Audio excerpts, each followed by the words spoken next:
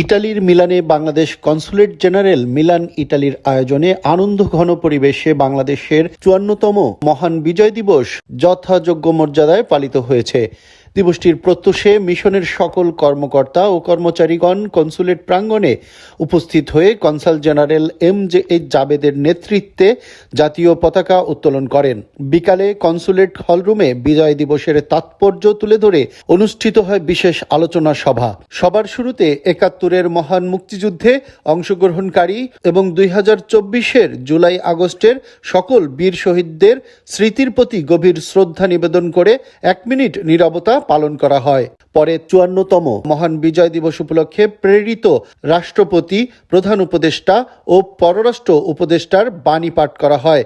সবাই ৭১ ও ২০২৪ জুলাই আগস্টের বীর শহীদদের প্রতি বিনম্র শ্রদ্ধা জানিয়ে প্রধান অতিথির বক্তব্য রাখেন কনসাল জেনারেল MJH জাবেদ।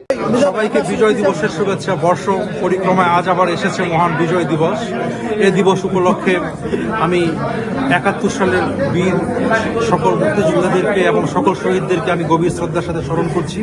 সেই সাথে সকল শহীদদেরকে স্মরণ করছি যারা গত আগস্ট এবং জুলাই বিপ্লবে শাহাদাত বরণ করেছেন। ভাইস কনসাল ASM তাজুল ইসলামের সঞ্চালনায় অনুষ্ঠানে উপস্থিত ছিলেন শ্রম কনসাল সাব্বির আহমেদ এবং মিশনের সকল স্তরের কর্মকর্তা ও কর্মচারী বৃন্দ সহ স্থানীয় বাংলাদেশ জাতীয়তাবাদী দল BNP ও তার অঙ্গ সংগঠন এবং বাংলাদেশি প্রবাসীরা। অনুষ্ঠানে অন্যান্যের মধ্যে বক্তব্য রাখেন মিলান BNP ও তার অঙ্গ ও সহযোগী সংগঠনের নেতৃবৃন্দ এবং উত্তর ইটালির বিভিন্ন শ্রম পেশার বাংলাদেশি প্রবাসীরা।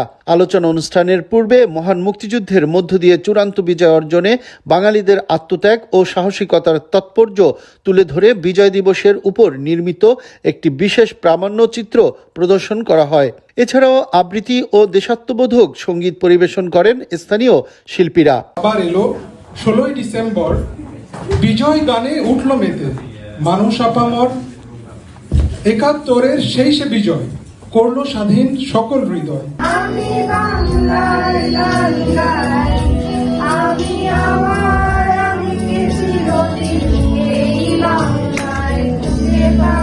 অনুষ্ঠানে বাংলাদেশকে নিয়ে করা হয় বিশেষ দোয়া ও মোনাজাত। আলোচনা সভায় বক্তারা নতুন প্রজন্মের প্রবাসী বাংলাদেশিদেরকে চেতনায় ও মননে মুক্তিযুদ্ধকে ধারণ করতে হবে এবং একটি আত্মমর্যাদা সম্পন্ন জাতি হিসেবে ইতালীয় সমাজ ও সংস্কৃতিতে বাংলাদেশের পরিচয় তুলে ধরতে হবে বলে প্রত্যয় ব্যক্ত করেন।